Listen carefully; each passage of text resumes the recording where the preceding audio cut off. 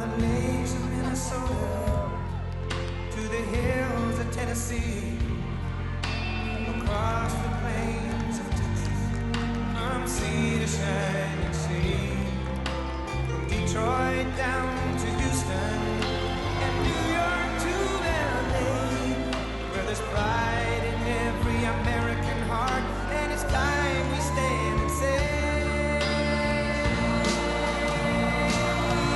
that I'm proud to be an American, where at least I know I'm free, and I won't forget the men who died, who gave that right to me, and I gladly stand up next to you and defend her still today, 'cause there ain't no doubt I love this land.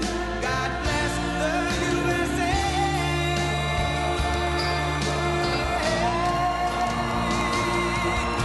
I'm proud to be an American, where at least I know I'm free, and I won't forget the men who died, who gave that right to me, and I gladly stand up next to you and defend her still today, 'cause there ain't no doubt I love this land. God bless the USA.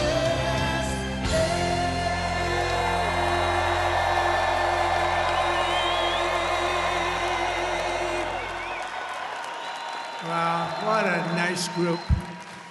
And I love Miami. I love to be with the people. Many of you are not from Miami, but that's okay too. And I'm thrilled to be back in magnificent Florida, Miami, Florida, with thousands of incredible business leaders and true American patriots. That's what you are. We're gathered today on the one-year anniversary of the single most consequential election victory, they say. This is them, this isn't me. I'm a very modest person, I would never say this. The single most consequential election victory in American history. It's possible. I mean, it's possible. We've done a lot. On November 5th, 2024, the American people reclaimed our government. We restored our sovereignty. We lost a little bit of sovereignty last night in New York, but we'll take care of it. Don't worry about it. We rescued our economy, regained our liberty, and together we saved our country. On that magnificent night, 365 days ago, you know, I was with a group of very important people, and they say, think of it, last week, just last week, 6 days ago, 7 days ago, they said, you were campaigning 1 year ago. I said, no, it felt like I've been in this position for so long. And it's right. At that point, 1 year ago, I was actually campaigning. We did the McDonald's shot. Remember the McDonald's shot? We did the garbage truck shot. And actually, the McDonald's one was the biggest hit in the history of Google. Can you believe that? Number one, the garbage truck did well, but not as well. I guess there's something about McDonald's, right? But it worked. And we won a tremendous election. We won all 7 swing states. We won the great state of Florida, by the way, by 1.4 million votes, which is unprecedented. Biggest victory ever in Florida, including an 11-point victory right here in a place called Miami-Dade County. We won the popular vote for the first time of any Republican in many decades. We won the Electoral College 312 to 226. And we won 86% of the counties in America. That's a big one. 2,700 to 525. I'd say that's called a landslide, right? We got more votes from African Americans than any Republican candidate in history. We also won a record share of votes from the incredible Hispanic American community. There might be a couple of us. Biggest vote in history. And above all, we won a resounding mandate to make America great again, which is what we're doing. And every day since, I've been fighting to turn the promise made into the ultimate promise kept. We're going to do our job. We have a big job to do. We've done really well. I think it's the best 9 months, they say, of any president, and I really believe that if we can have a few more 9 months like this, you'd be very happy, you'd be very satisfied. But it's been pretty incredible, with trillions and trillions of dollars being poured back into our country by other countries and other places and people. 1 year ago, we were a dead country. Now we're a country that's considered the hottest country anywhere in the world. It's the hottest country. We are now in the hottest country anywhere in the world. And I'm pleased to report that today the United States has the strongest economy, the strongest borders, the strongest military, the strongest friendships, and the strongest spirit of any nation anywhere. We have the greatest economy right now. A lot of people don't see that. But if you look at what's happening with all the factories, AI, auto plants all over the country being built, that if you would have thought about that 2 or 3 years ago, you would have said it was the opposite. They were all leaving. Now they're all coming in. They're all coming back and then some. And I think that we can honestly say, and I think you're going to see it even more so over the next 12 months, that this is the golden age of America. This is the golden age. In the prior 4 years, crooked Joe Biden oversaw less than $1 trillion of new investment in the United States. So in 4 years, less than, think of it, less than 1 trillion. That was not doing too good. In 9 months, I've secured commitments of over $18 trillion, and we're going to have $21 trillion within the first year. So Sleepy Joe did, think of that. In 4 years, he did less than $1 trillion. We're going to have $21 trillion in 1 year. I would say it's slightly better. Slightly, just a little bit better. The stock market is set 40-time all-time record highs, and just recently, record high, record high, record high. All of them, all of the different exchanges. GDP growth in the second quarter was an amazing, almost 4%. And as you know, they said, oh, it'll be 2% or 1%. And it's been really helped a lot by the tariffs. It's been really helped incredibly, because this is really a transition period. We went from a horrible, failed country to a tremendous success. It's a transition, and yet we did almost 4%, triple and even quadruple almost every other country anywhere in the world. Think of that.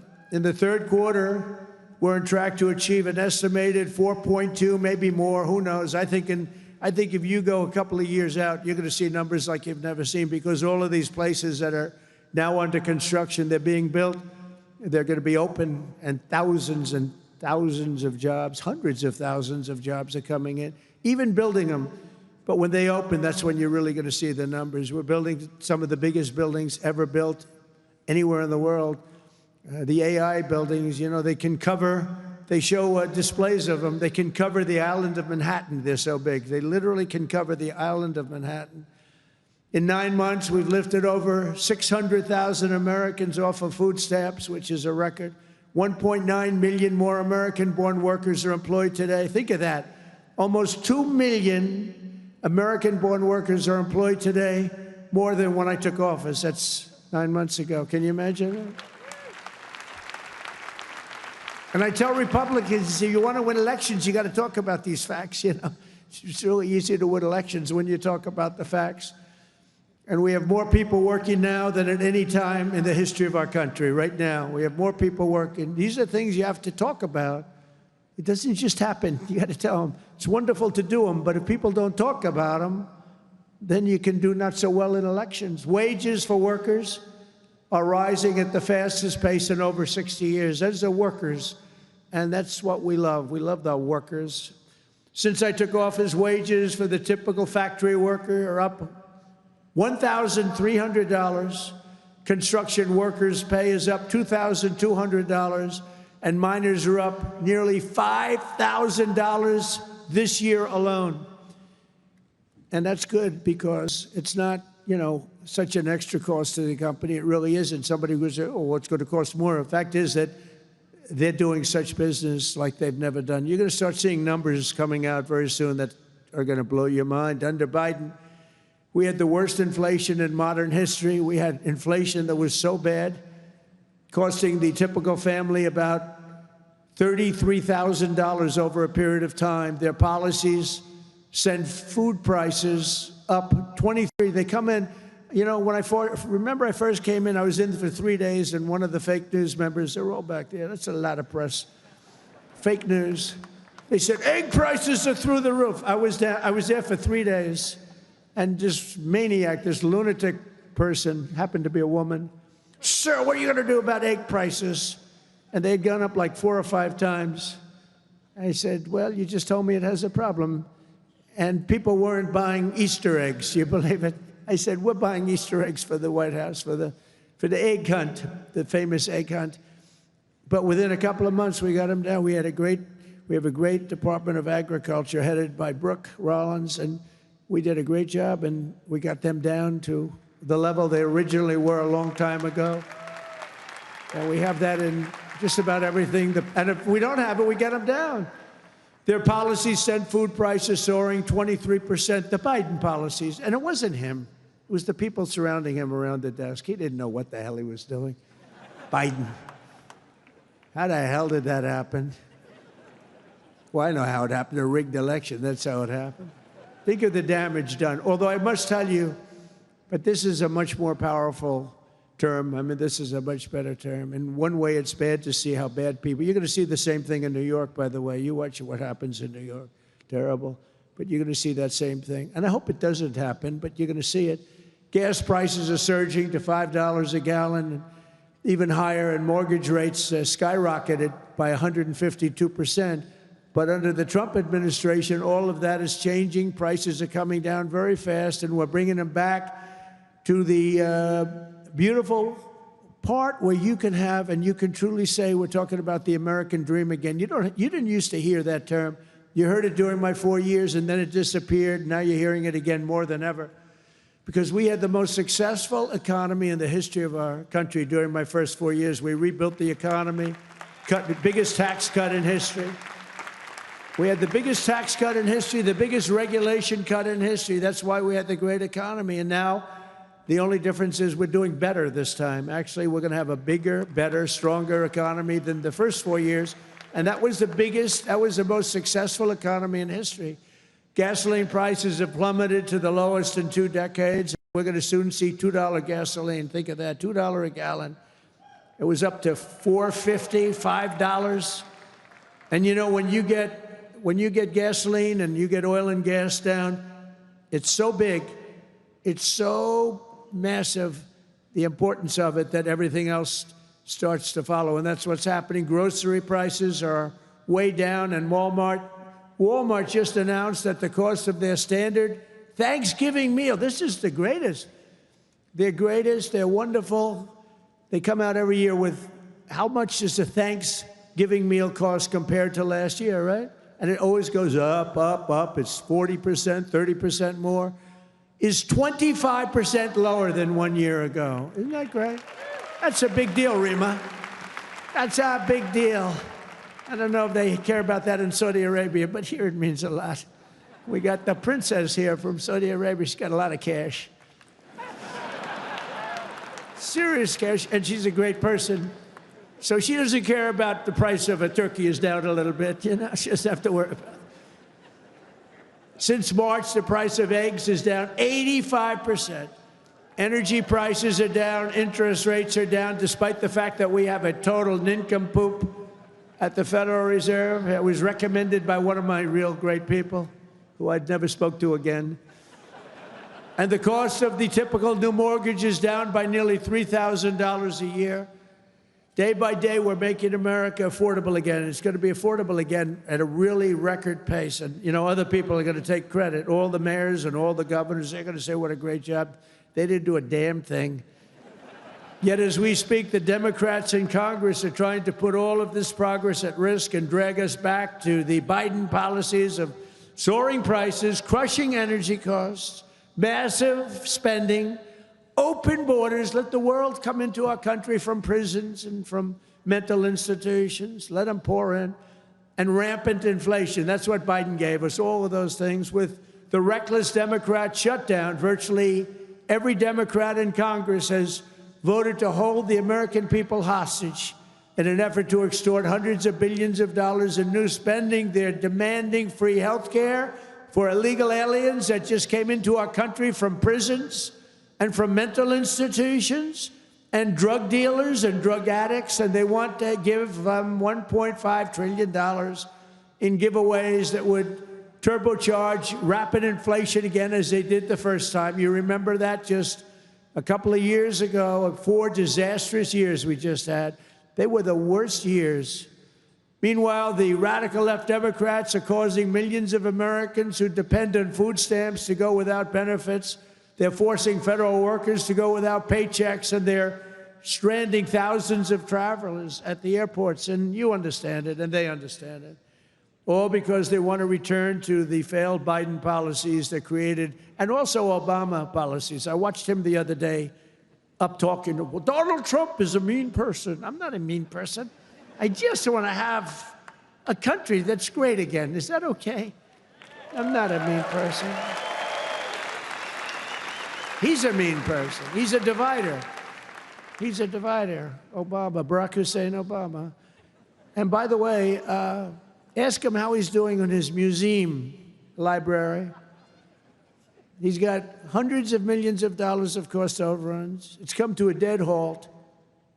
He built it in not a particularly good location. He's not into real estate, you know. He doesn't know about location. He doesn't know about location, but he built it in a location that's not going to be too good. But the thing has come to a dead halt. It's way over budget. It's sort of like Gavin Newsom in California. He's got a train that was supposed to go from San Francisco to Los Angeles, which is a stupid idea because an airplane is faster. I don't care how fast it goes.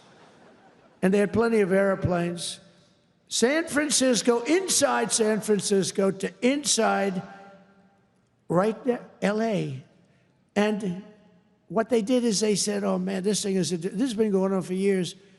It's billions and billions of dollars over budget.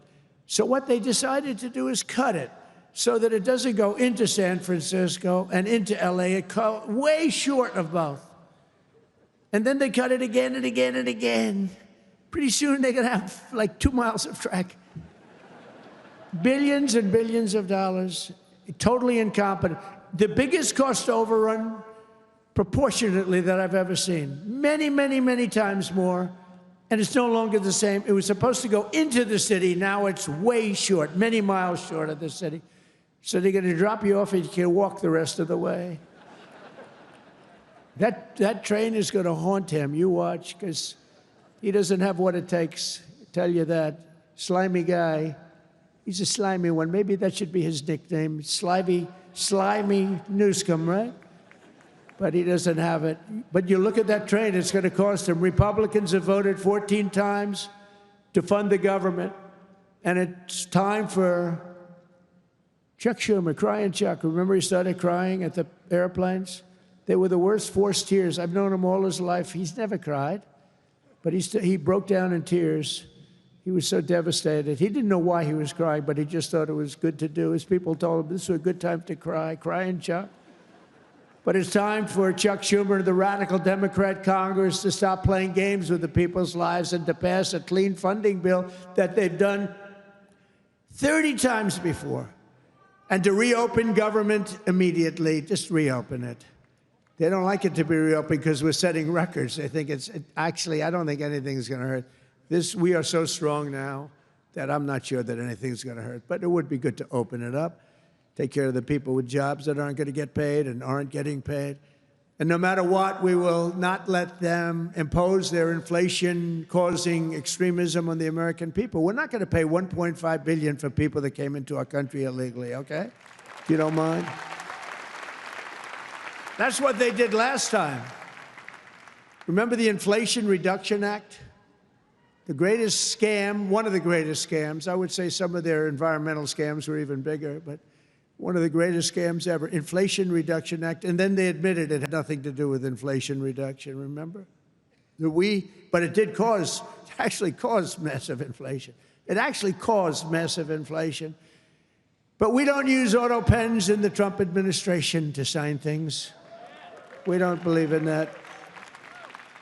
You know, I get these guys come in with these big, beautiful documents, gorgeous, beautiful, must cost a fortune. I should check the price. But, you know, a general is being made or something, you know, some big post. And they say, sir, would you sign this, please? It's going to be a 4-star general, or it's going to be a big cabinet position, or it's going to be something with medical or whatever. I take my pen and I sign it. In his case, they walk it into a room and they give it to somebody who's no idea who Biden is. But Biden doesn't have any idea who he is either.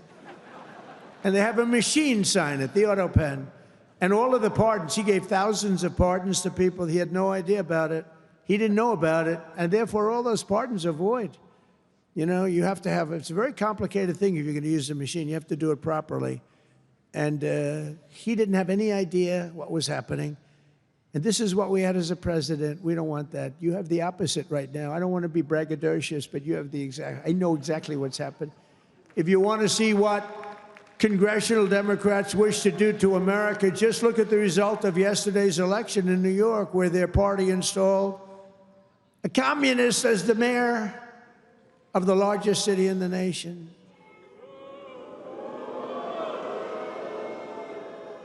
Remember, I've said we will never have a socialist elected to any post in our country. I used to say that, and I was right. We skipped socialist and we put in a communist instead. That didn't work out too well. But as I've warned for many years, our opponents are hell-bent on turning America into a communist Cuba or socialist Venezuela, and you see what happened to those places. For generations, Miami has been a haven for those fleeing communist tyranny in South Africa. I mean, if you take a look at what's going on in parts of South Africa, look at South Africa, what's going on. Look at South America, what's going on.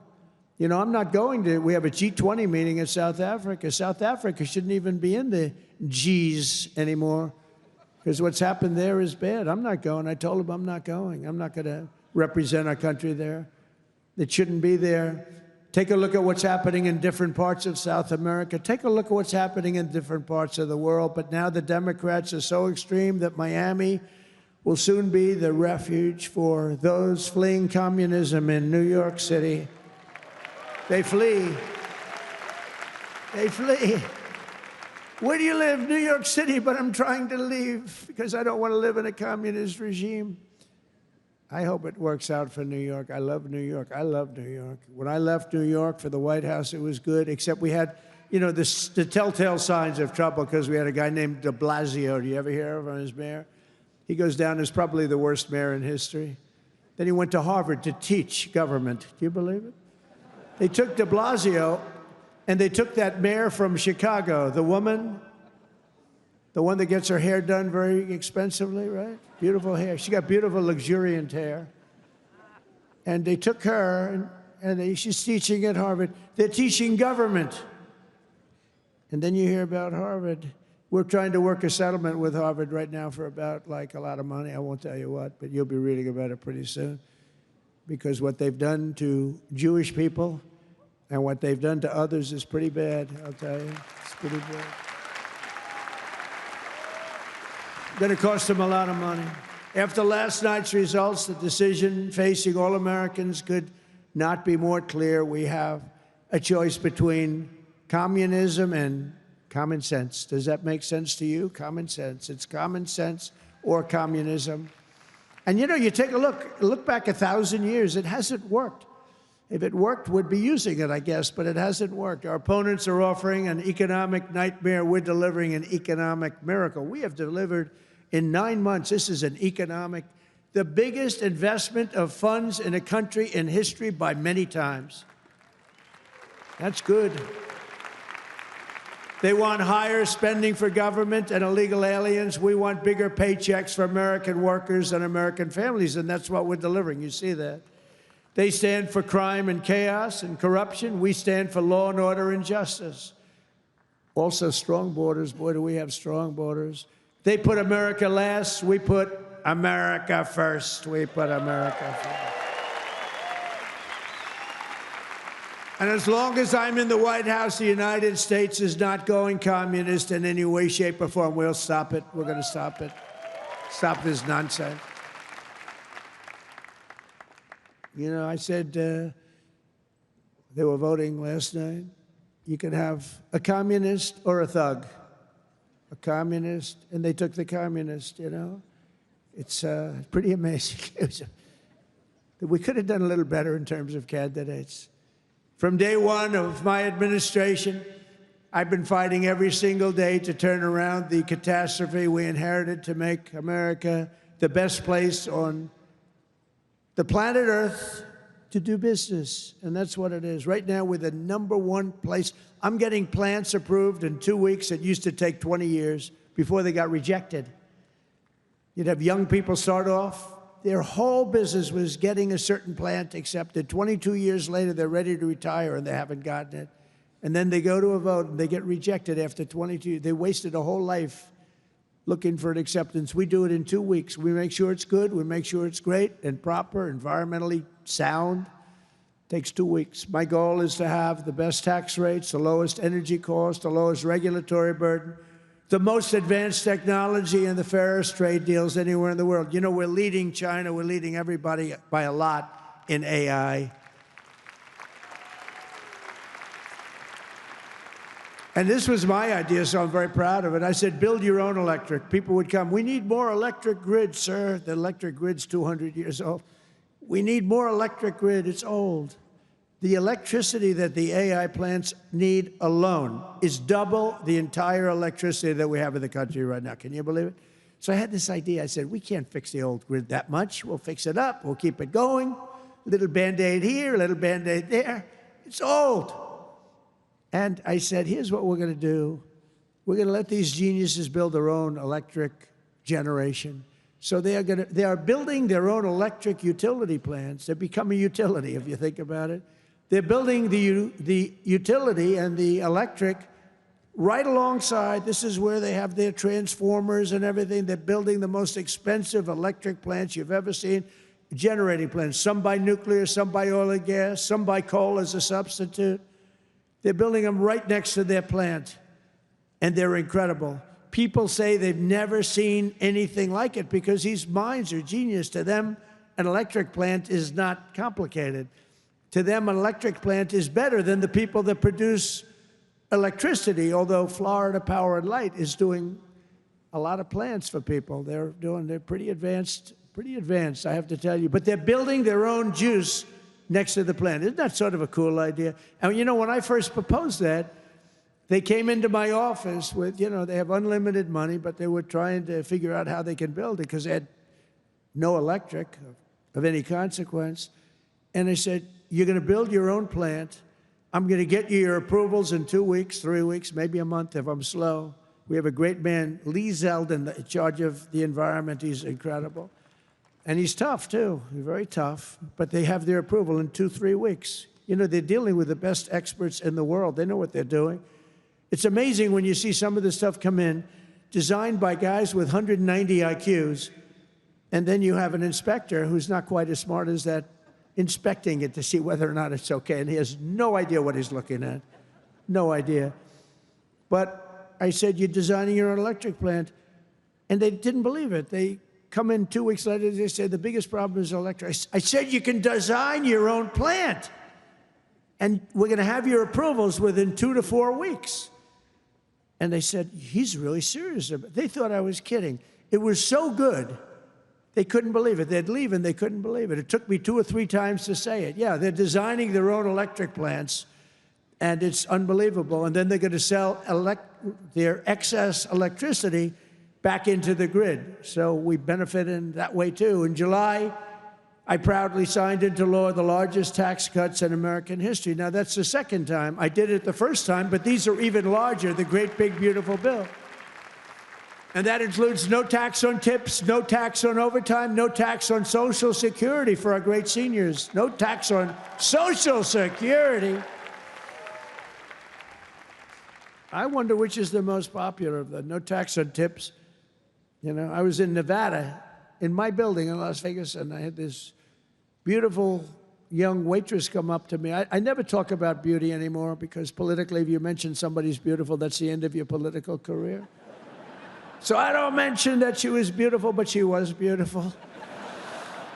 And she came up, and I said, how you doing? Oh, sir, I'm not doing well. The government is horrible on tips. I said, really? How do they tax? They tax tips? They tax us, and they go after us. I've never seen anything like it. It's made my life miserable. Sir, there should be no tax on tips. She said to me, no tax on tips. I said, say it again. She said, sir, there should be no tax on tips. So we had a lot of the fake news waiting for me outside of the restaurant. So I went out, I said, ladies and gentlemen, I have an announcement to make. There will be no tax on tips. That's how it all started. And I won Nevada. I won Nevada. Because, you know, in Nevada, every job is basically, you know, you're a waitress or you're working in a hotel. No, that's how it started. So it was amazing. We won Nevada easily, which is usually not a stronghold for Republicans, but it's become a stronghold. So I want to thank the waitress. She did a great job. But when she said those words, sir, there should be no tax on tips, it's amazing. Somebody else would hire a consultant, pay them millions and millions of dollars. They'll come back, and they'll say, sir, I think you should absolutely tax tips. And you'll lose the election. But we also have 100% expensing for all new factories, plants, and equipment, so your businesses can write it off all in 1 year, and that's a lot of jobs you're doing and producing. That was, to me, the biggest thing in the first bill. But this is even better because this goes for a 10-year period. Upon taking office, I signed an executive order requiring that every one new regulation, every time we issue a new regulation, think of this, 10 old regulations must be eliminated simultaneously. So if we give you one, you get rid of 10. And so far, for 9 months, we're exceeding that. And it's 30 to 1. For every new one we give, they're getting rid of 30 old, broken-down regulations. And we've slashed nearly $1 trillion worth of regulatory burdens. We have regulations that are so old and nobody uses them, but they stymied a lot of production, a lot of jobs.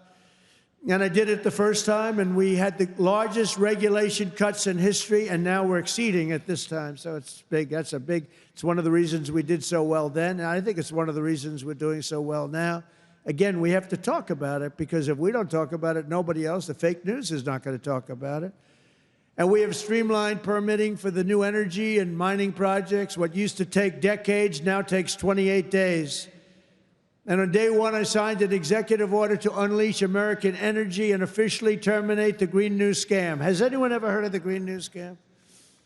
Remember the old thing, global warming, and then it would be too cool? And then they said global cool. They didn't know what the hell to say. So they came up with the greatest, climate change. No matter what, if it goes up, if it goes down, climate change. They're very, very smart people, but not smart for us. They're smart for them. But my policy was very simple. Drill, baby, drill. We're drilling like crazy right now. And to curb inflation, we've slashed the size of government for the first time in years, and we're waging total war on waste, fraud, and abuse like we've never done before. Since January, 100,000 bureaucrats have left the federal payroll. Government spending is down 2.5% this quarter compared to 1 year ago. Think of that. And in stark contrast to last administration, 100% of all new jobs created in America under my administration have been created in the private sector. 100% of the jobs have come from the private sector. Otherwise, you don't have a country. I mean, I love government workers, but if you have all government workers, you don't have a country, do you? At the same time, my tariffs are bringing in hundreds of billions of dollars and are helping slash the deficit this year by more than 50%. Did you see the numbers? We're going to be down 50%, anywhere from 25 to 50, but closer to 50%. Who would think that one? Those are big numbers. Now, take that out 2 or 3 years. To embrace a vital industry here in Miami, I've also signed historic executive orders to end the federal government's war on crypto. Crypto was under siege. It's not under siege anymore because it's a big industry. It's a big industry, and I have a lot of people that are great people, great business people. They're in other businesses, but they're in crypto too. And it takes a lot of the pressure off the dollar. It does a lot of good things, but we're into it. Biden was vicious on crypto. They were going after these crypto guys. It was terrible. They were under indictment but I got indicted too. I got indicted. I made a phone call. Congratulations on your victory. He made a phone call. Let's indict him. These people are the worst. Then they say, he's gone after Comey. They indicted me. They impeached me. They did everything. It's unbelievable. Who the hell else could have taken that? Do you guys know anybody else that could have taken it? I don't think so. A lot of people say, you're the only one could have taken that. I don't know if that's true, but there aren't too many. We're making the United States the Bitcoin superpower, the crypto capital of the world, and the undisputed leader in artificial intelligence. We're leading China by a lot. And don't forget, if we don't do the crypto properly, China wants to do it. They're starting it, but they want to do it. Other countries want to do it. If we don't do it, it's a big industry. We're honored to be joined today by a man who has been a true champion for many of these bold policies. He really has. He's been a great guy. He was a little late in his endorsement of me, I'll be honest with you. He endorsed me. You know, these guys that endorsed me after I won, I don't know. That's not... Sir, I'd like to endorse you. No, I won the election. Nah, he's a good man, actually. I've known him a long time. He's helped turn the area into one of the hottest markets in the country and one of the greatest cities in the world. Miami Mayor Francis Suarez. Please, Francis, come up, please.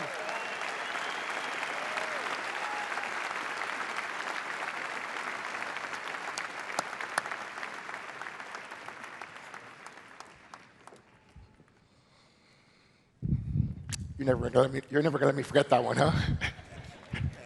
Thank you, my brother. Thank you, Mr. President. Just a little shorter than you are. Oh, it's truly a great honor to be here with you this afternoon and to have you here once again in the great city of Miami. Your leadership and your vision have shaped not only our nation, but also the future of our city. Miami's success today is rooted in the values that are deeply American: opportunity, freedom, safety, and innovation. These are values that you have championed with conviction, and they are the same values that have made Miami a symbol of what's possible.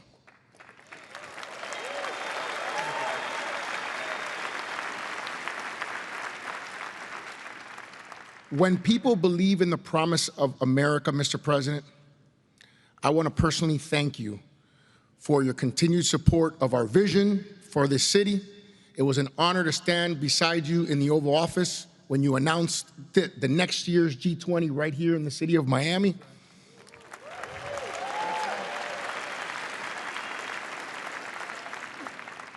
Thank you for choosing our city to host what is perhaps the most important and consequential gathering of leaders from around the world.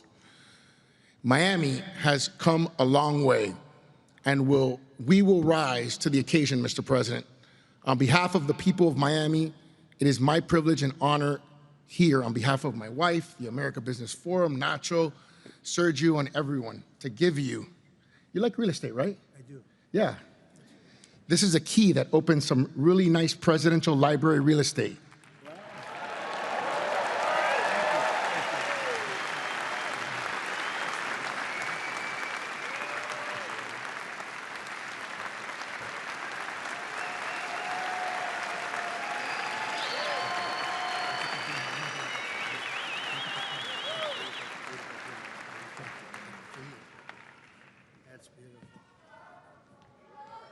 Thank you. Thank you very much, Francis. I appreciate it. And you know, he's really a special guy. I'm going to take this, I'm going to put it in the White House, and then I'm going to move it to Doral in about 3.5 years. We put it right in Doral, right? In the lobby of Doral. A lot of people from Doral. Well, thank you. That's a great honor. I also want to thank a man who's been unbelievable in terms of Israel and so many other things. You know, he was a great real estate developer, but he had a great personality. And you need a personality for this. And I said, he's just as good as there is, and he's done so well. And you look at what's happened with Israel. We have peace in the Middle East. Can you believe it? Peace in the Middle East. And he's Special Envoy Steve Witkoff. Steve, where are you, Steve? Wherever you may be. Where are you? Steve, thank you. What a job you've done. Thank you very much. What a job he's done. That guy's got that personality. Now, I wanted a deal maker, but, you know, a lot of deal makers don't have good personalities. You end up in a war. They make the deal, but you end up in a war. This guy, everybody loved him for years. I've known it. And he was the right guy for the job. Peace in the Middle East, 3,000 years. They've never had peace in the Middle East. We're going to have it, too. We're doing well. Just keeps going along. And we just had a meeting. It's even more and more so. And so many people in this room are very much into Israel and the Middle East. And it's been amazing what we've been able to do. And you've done such a big part of it, along with a very special young genius named Jared Kushner, who helped you so much. Stand up, Jared. And he's the father of the Abraham Accords, right? He's the father of the Abraham Accords. And by the way, my granddaughter, Arabella, would you stand up, Arabella? She looks so great. I said, how are your marks in school, Arabella? Grandpa, I have all A's and A+, you know that. Like it was a stupid question I asked her, right? We're proud of you, Arabella. Jared, thank you. What a great job. And we have a lot of people joining now the Abraham Accords. And hopefully we're going to get Saudi Arabia very soon. But I'm not saying that. I'm not lobbying. No, but we have a lot of people. We have a lot of people that are coming aboard. You know, the key was when we took out the nuclear capability of Iran, all of a sudden everybody said, wow, that was nice. They've been wanting to do that for 20 years.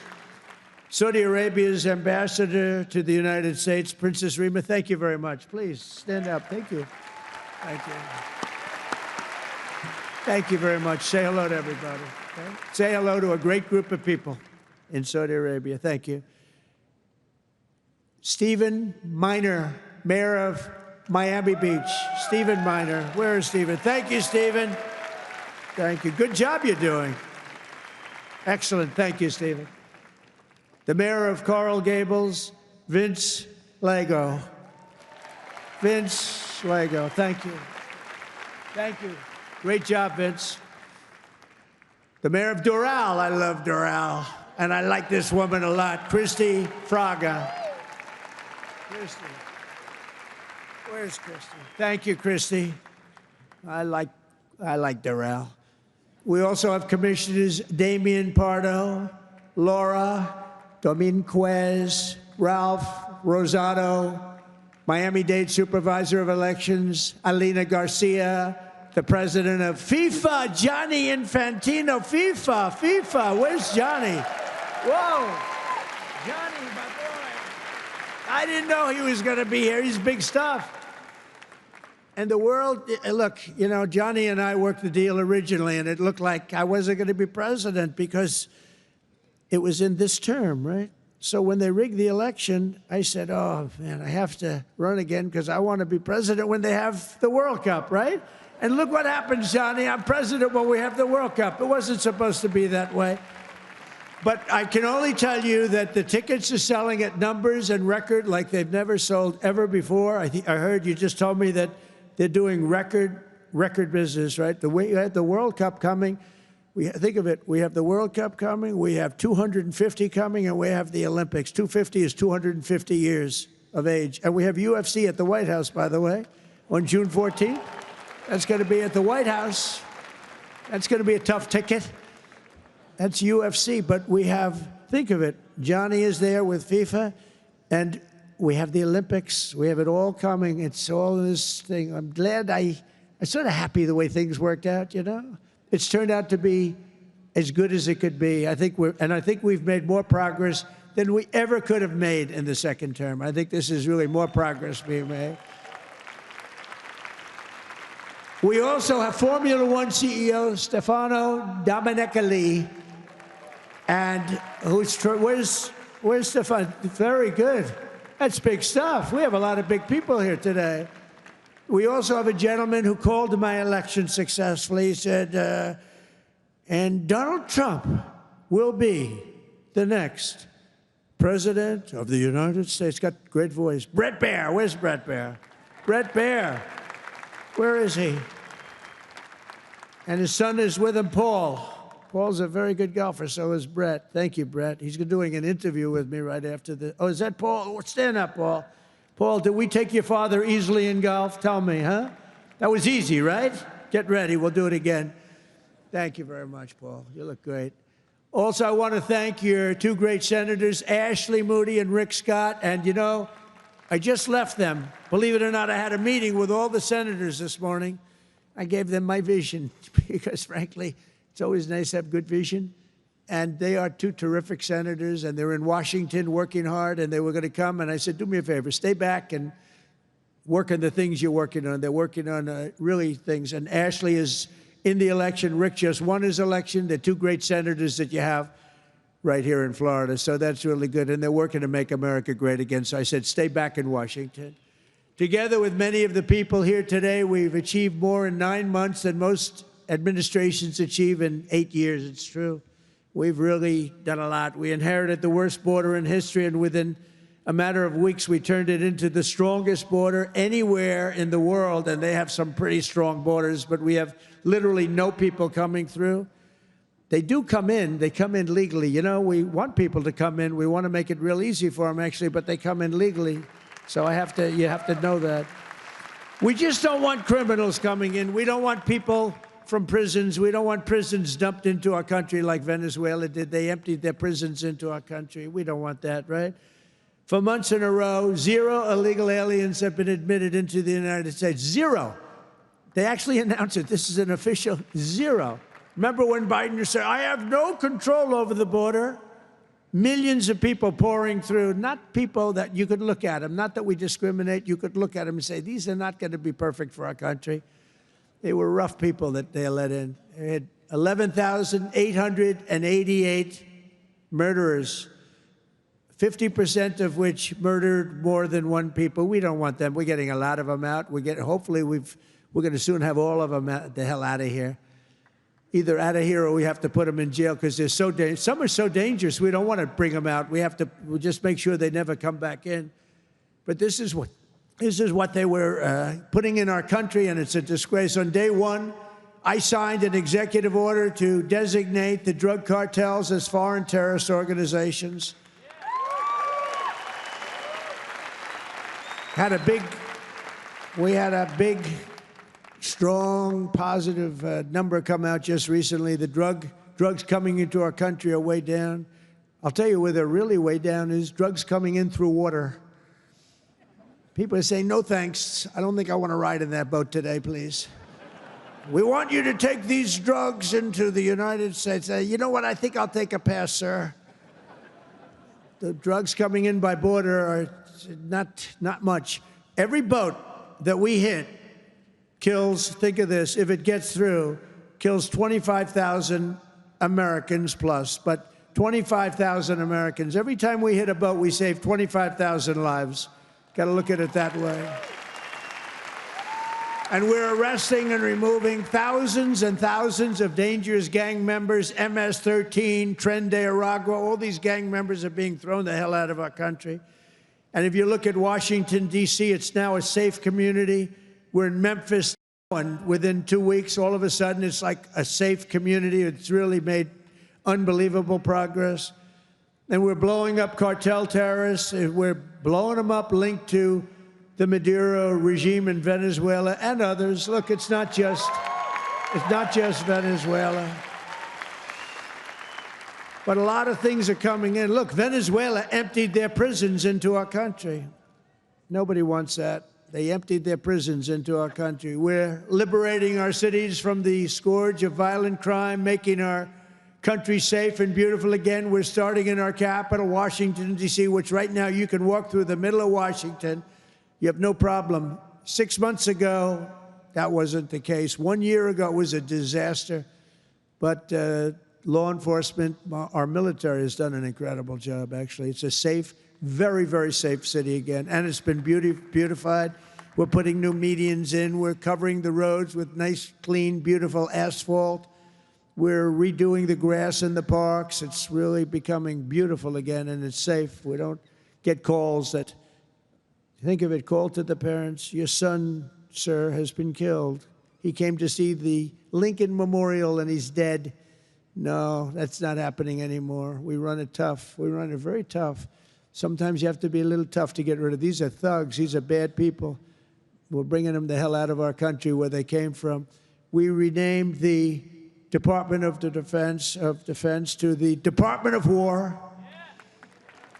And well, if you think about it, after the Second World War, they changed it to defense, right? So we won the First World War. We won the Second World War. We won everything in between and everything before. Never lost a war. We still don't lose wars. Sometimes we don't fight to win. You know, we'll stay around the country for 15 years, just bomb the hell out of everybody, make everybody miserable. Nobody knows why we're there, you know, the wars that never end. But we made it clear that the days of political correctness in our military, they're over.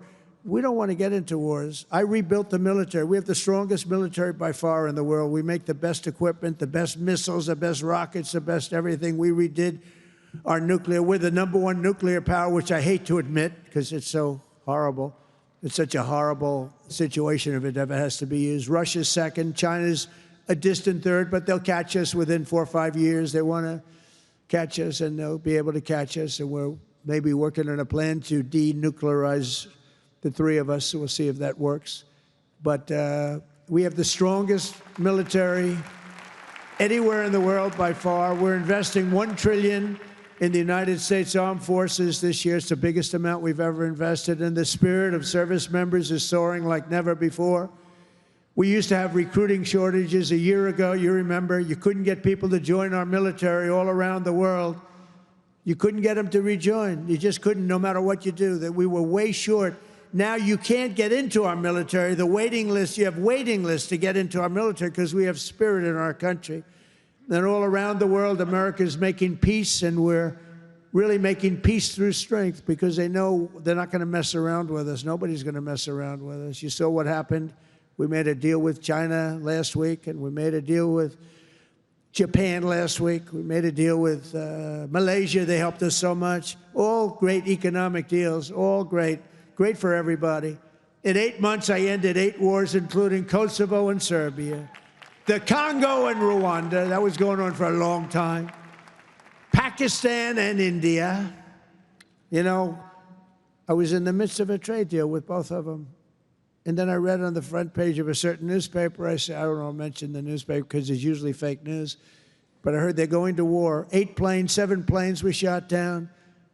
An 8th was really badly wounded, but 8 planes were shot down essentially. And I said, this is war. And they were going at it. And they're 2 nuclear nations. I said, I'm not going to make any trade deals with you guys unless you agree to peace. No way, this has nothing to do. I said, it has everything to do. Your nuclear powers. I'm not trading with you. We're not making any deals with you if you're at war with each other. A day later, I get a call. We've made peace. They stopped. I said, thank you, let's trade. Isn't that great? Tariffs did that. You know what? Tariffs. Without tariffs, that would have never happened. Israel and Iran, Egypt and Ethiopia, Armenia and Azerbaijan, and Cambodia and Thailand. All of them were in war, starting war. Some of the wars were 32 years old. One was 38 years old. Amazing. They tried to, President Putin, I spoke to him 2 weeks ago, and he said, on the one, he said, we've been trying to settle that war for 10 years. We weren't able to do it. You got to settle. I got some of these things settled in an hour. No help from the United Nations at all. The only thing I got from them was a blank teleprompter. Remember I went up there, Princess? Ladies and gentlemen, on behalf of the United States of America, President Donald J. Trump, I'm looking at the teleprompters, and I have all my friends, including your family, sitting out there, 158 leaders, some in beautiful silk white robes, others in bad shirts, bad ties, and some in beautiful shirts and ties. But they're all the leaders, 158 leaders. And they're saying, President, and I'm walking up to the President Donald J. Trump, and I'm looking at the teleprompter, stone cold blank. They did it on purpose. And I think I gave my best speech. That's what I was told.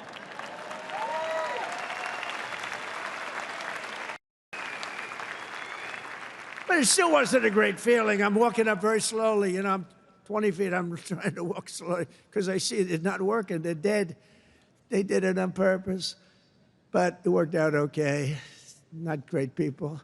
Most important of all, for 4 weeks ago, and this is very important, we brokered the historic peace deal that ended the war in Gaza. And it's a serious end, too. You know, I read a lot of people, oh, it's very tenuous.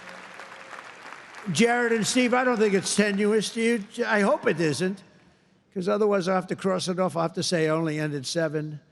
But that was a tough one, right? That was a tough one. But there's nothing tenuous about it. It's a serious end.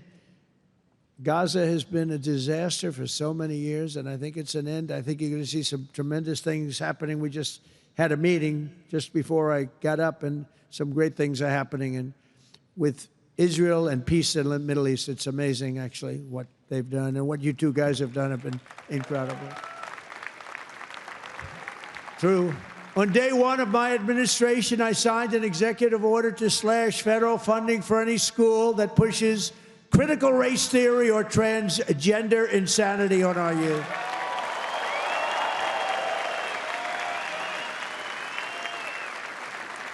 And we completely banned the chemical and surgical mutilation of our children. Think of that. Can you imagine somebody 15 years ago saying we stopped the surgical mutilation of our children? We stopped the chemical mutilation of our children. Can you imagine that? They would have said, this guy's crazy. And now you're saying, thank you very much, because you know it's true. How about this one? We got men out of women's sports. It's over. It's over. Men out of women's sports.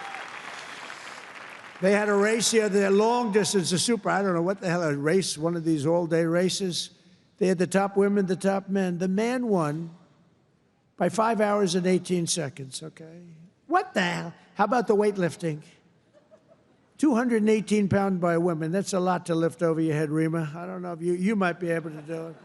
218 pounds or whatever was the record. A man beat the record by 100 pounds. It stood for like 17 years or something. A man beat the record by 100 pounds. He was a failed male weightlifter, but as a female, he did very well. That's a record that won't. This is a thing that stood. They'd put a quarter of an ounce and a quarter of an ounce on each head. 18 years the record stood. Then a guy comes along, ping, ping. This is the crazy. These people are crazy. And Mamdani, whatever the hell his name is in New York. No. He thinks it's wonderful to have men playing in women's sports. The swimming's good, too, you know? You know the story? Records are being beaten by numbers that nobody's ever seen, nobody ever thought possible. But a lot of those records are being changed back to where they should be, and I made it the official policy of the United States government that there are only 2 genders, male and female.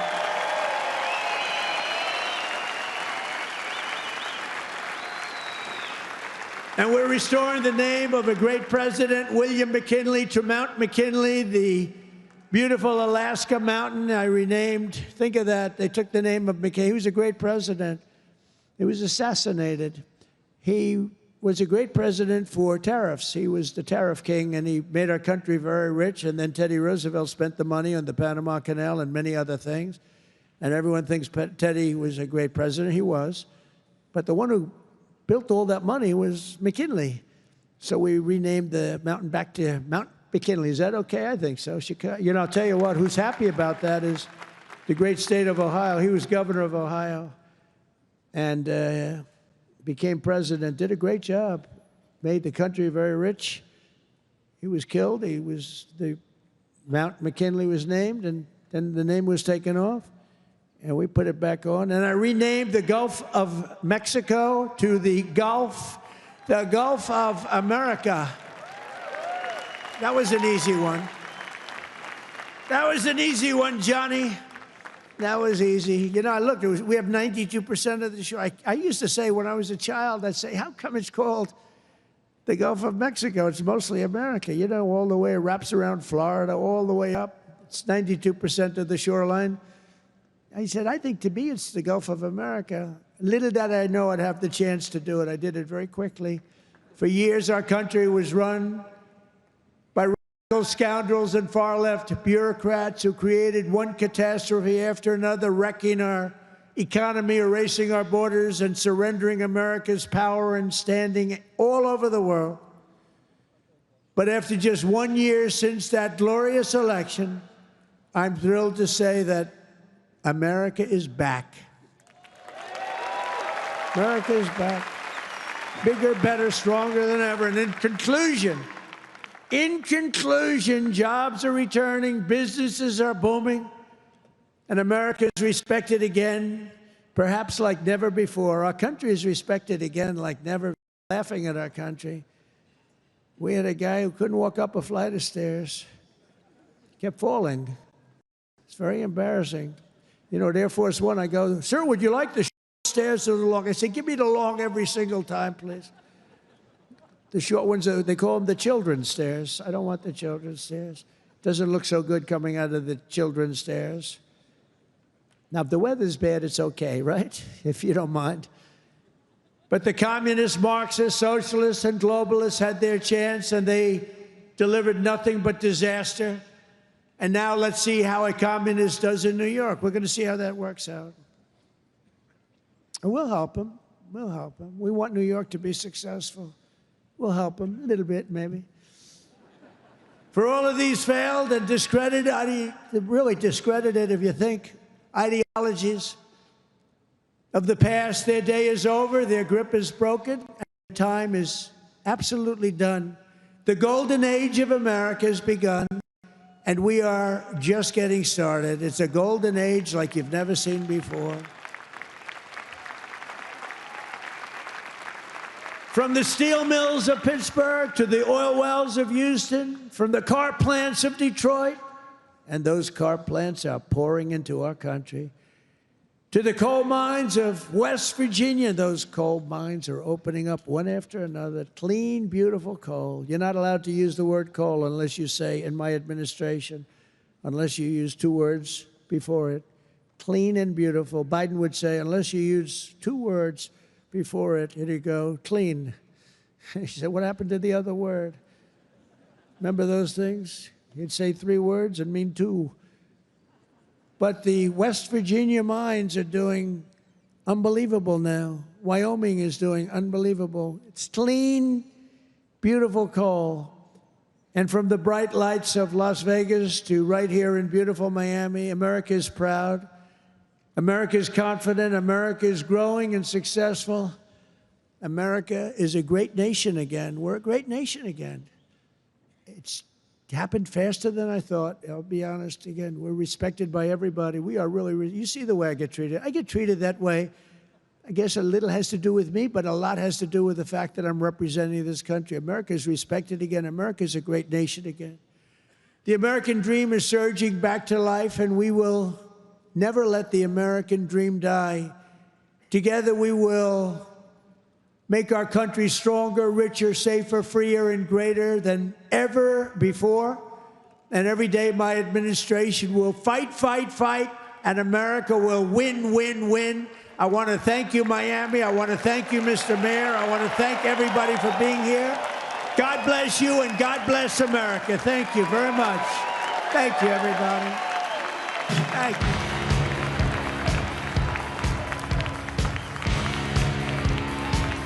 Thank you.